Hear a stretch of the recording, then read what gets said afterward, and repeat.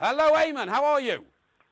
I'm all right, thanks. How are you? Well, we're very well indeed, mate, but not as good as you. You've been to the game tonight. How do you feel steaming home from the Midlands, back to the Blackpool beaches and the Golden Mile with a smile on your face? Oh, it's more than a smile, I say. I mean, I'm a little bit wet, but when you've had a result like that, you don't mind getting soaked to the skin. Absolutely fantastic. Oh, I'm delighted.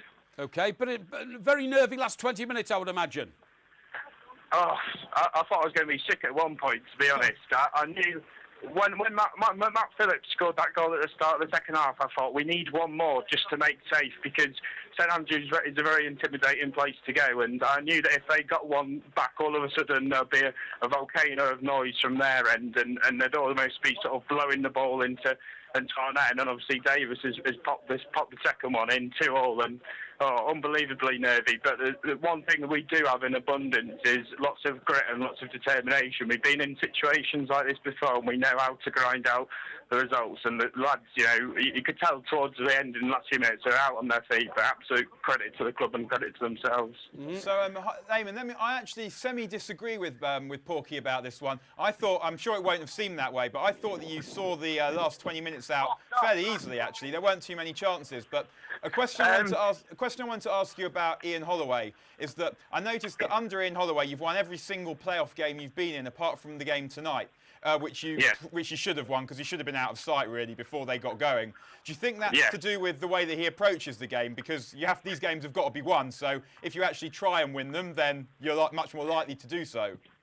Yeah, I think that's partly the case. But if you look back at our record, we've come from all the way through the playoffs, from League 2, League 1 and Championship. And before tonight, I think we'd won 9 playoff games in a row. Yeah, that's right. So there's already a mentality within the club to go out and do the business. But it doesn't half help when, you've got a real positive manager who encourages players to perform at their best and go out and perform in pressure situations. I mean, just look at the way Cardiff folded against West Ham and then compare our performance against Birmingham in the 2 legs. It's absolute world of difference, and they only finished one place behind us. It certainly is. Now, Eamonn, you've just told me about your advancement through the leagues over the last few years. Nevertheless, if you want to establish yourself now in the top, you've got to stop this reputation which you're acquiring for being a yo-yo team. A yo-yo team is a team that goes up and then it comes down. Then it goes up again and it comes down. Now, actually, some boards don't mind that because of parachute payments and all that sort of thing. But it's a bit of a nightmare for you fans. Our chairman certainly won't mind it, I can tell you that much. Yes, well, there's a bit of form, isn't there, with your chairman, Sam Allardyce. He sacked him from his prison cell, I believe. Yeah, something like that. But, no, I mean, to be honest, if you speak to any Blackpool fan, we'd be absolutely delighted to be a yo-yo club, to have another crack at the Prem, because at the turn of the millennium, we were right at the bottom of Division 3 as it was then. So to get, for a club our size, because we only average probably about 12,000 every home game. So for a club our size to be in this position, it's fantastic. So let's talk about the final quickly. Are you concerned, given the 2 hidings that you've taken off West Ham this season? Absolutely not. We'll have learned a hell of a lot over those 2 games. I think it'll be a very different game. West Ham will be under a tremendous amount of pressure. For us, we're under no pressure whatsoever. For me, I don't feel under any pressure at all, as I did against Cardiff.